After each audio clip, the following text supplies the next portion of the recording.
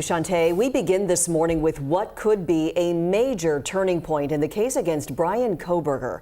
Multiple sources tell King 5 he has agreed to a plea deal. Prosecutors are offering to drop the death penalty if he pleads guilty. Kohberger is accused of killing 4 University of Idaho students, including Ethan Chapin from Skagit County.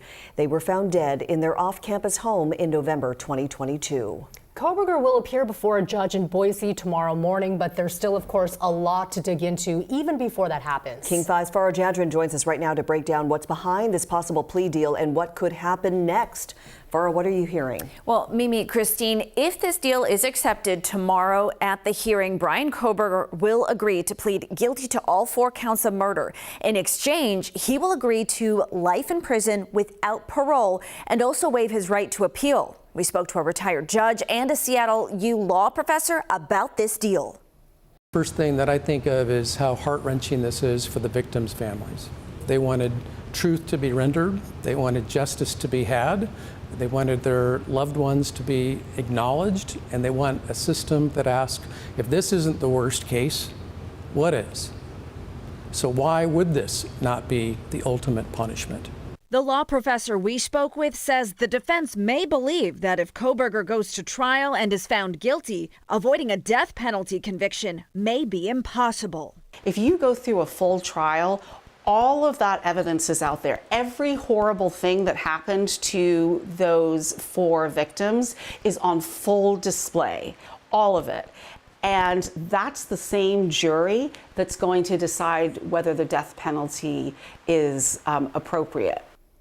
Now, Kohberger will likely speak directly with the judge tomorrow. By law, a defendant can enter a guilty plea without actually acknowledging the crimes. We could also hear a statement regarding the crimes. We'll have full coverage of the hearing. Stay with King 5 for those updates. I'm Farah Jadrin, live in the studio. We'll send it back to you at the desk. Thank you, Farah. Well, the family of one of the victims, Kaylee Gonsalves, says they are frustrated that Kohberger was offered that plea deal. In a statement, they wrote in part, quote, "After more than 2 years, this is how it concludes with a secretive deal and a hurried effort to close the case without any input from the victims' families on the plea's details.